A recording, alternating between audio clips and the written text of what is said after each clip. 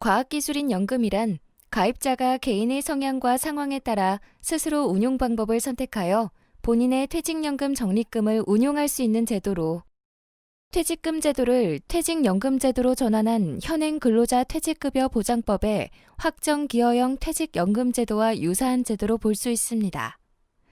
과학기술인 공제회는 회원의 투자 성향에 맞게 퇴직연금 적립금을 운용할 수 있도록 다양한 상품 운용 방법을 제시하고 있습니다.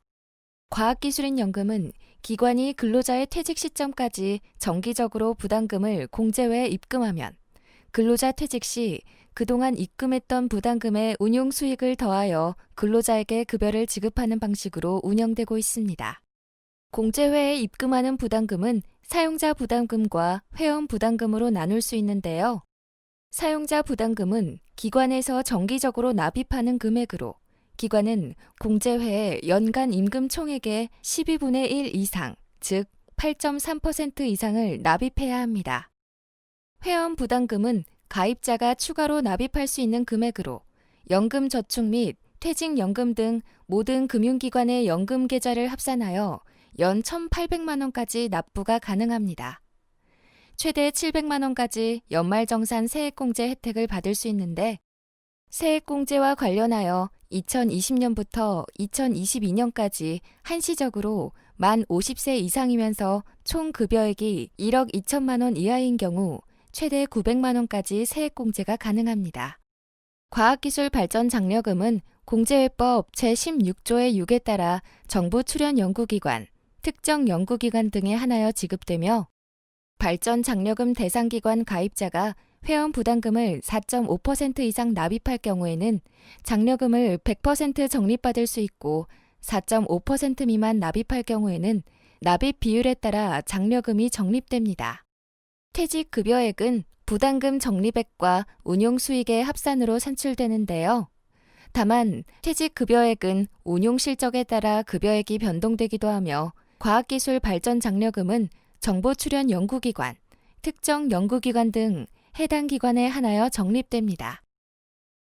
재직기관을 퇴직할 때 회원이 수급할 수 있는 퇴직연금 급여의 종류에는 퇴직연금, 전액 일시금 또는 일부 일시금 일부연금, 그리고 유족급여가 있습니다. 퇴직연금의 수급을 신청할 때 수급기간은 10년부터 35년까지 5년 단위로 수급을 신청하거나 또는 100세까지 수급을 신청할 수 있으며 연금 개시 시점은 회원의 나이가 만 55세를 넘은 시점부터 선택할 수 있습니다. 일시금으로 선택 시 전액을 찾아갈 수 있으며 일시금과 연금 분할 수령을 선택하면 일시금으로 일부 금액을 수령하고 나머지는 연금으로 수령할 수도 있습니다. 예를 들어 퇴직 시 평가 금액이 1억 원인 경우에 2천만 원은 일시금으로 8천만 원은 연금으로 수령할 수 있는 것입니다. 유족급여는 연금 수급 중 또는 재직 중에 회원이 사망 시 유족에게 지급되는 급여입니다. 배우자 유족연금은 연금 수급 중에 회원이 사망하고 그 배우자가 만 55세 이상일 경우 신청할 수 있는 급여를 말하는데요. 연금을 승계하여 지급받을 수 있으며 별도의 감액 없이 남은 퇴직연금 재원에서 수급합니다.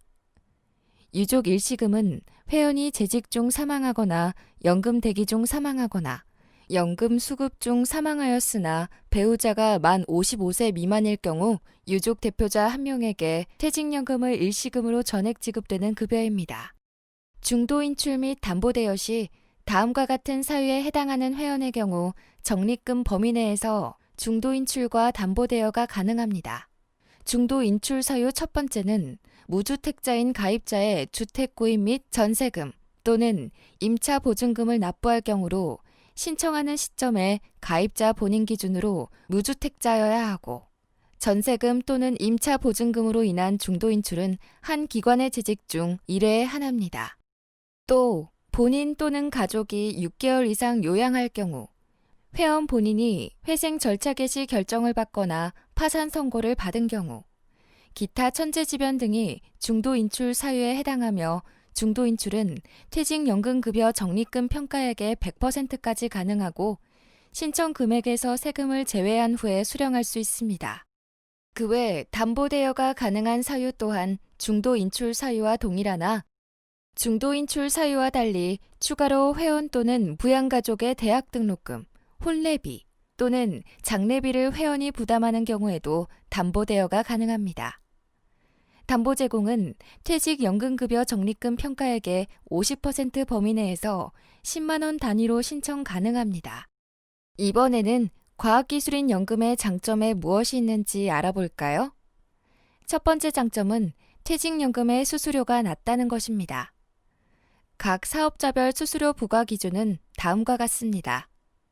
타 금융기관은 재직 시 사용자 부담금 납부 원금과 운용 실적 금액에 대하여 수수료를 청구하나 공제회는 재직 시의 사용자 부담금 원금에 대해서만 수수료를 청구하고 회원 부담금 납부액 및 연금 수급 시 수수료도 면제됩니다.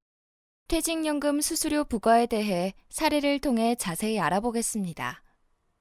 10인 사업장의 월 임금이 300만 원, 임금 인상률 1.8%일 때 퇴직연금 수익률이 3.8%이고 근로자가 회원 부담금을 4.5% 납입하였다고 가정하면 기관제도 도입 후 10년차 수수료는 A은행의 기관 부담금에서 238만 원, 회원 부담금 73만 원으로 합계 311만 원, 비생명은 기관 부담금에서 250만 원, 회원 부담금 80만 원으로 합계 330만 원, C화재는 기관 부담금에서 273만 원, 회원 부담금 110만 원으로 합계 383만 원, D증권은 기관 부담금에서 180만 원, 회원 부담금 58만 원으로 합계 238만 원의 수수료가 발생합니다.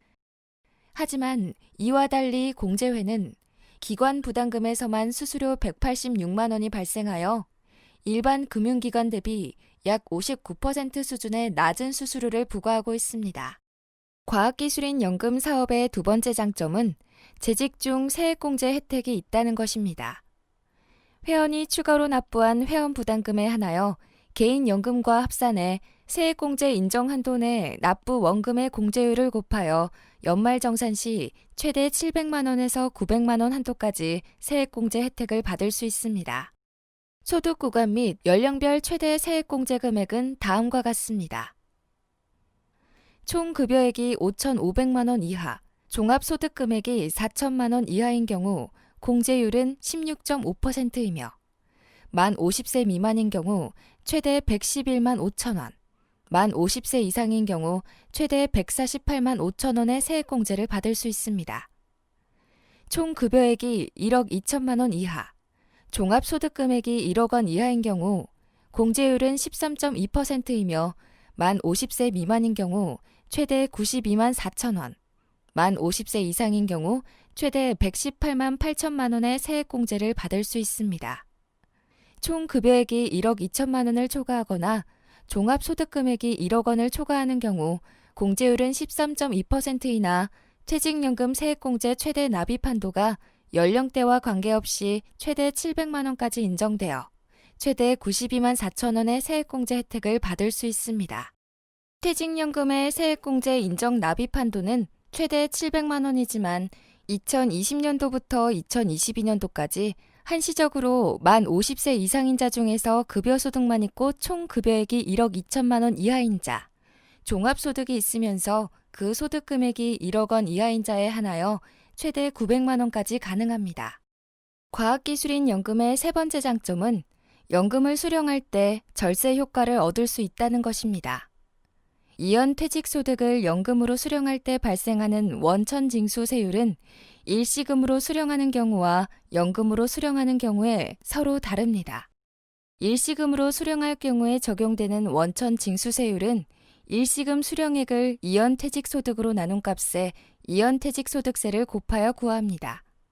하지만 연금으로 수령하는 경우에 실제 연금 수령연차가 10년 이하인 경우라면 이연퇴직소득세의 70%만 과세하여 30% 절감 효과가 있고 수령연차가 10년을 초과한 경우에는 이연퇴직소득세의 60%만 과세하여 40% 절감 효과가 있습니다. 즉, 이연퇴직소득을 연금으로 수령한다면 일시금 수령에 비해 30%에서 40% 세액을 경감받을 수 있으며 발생된 세금은 연금을 수령하는 동안 분할 납부하는 것도 가능합니다.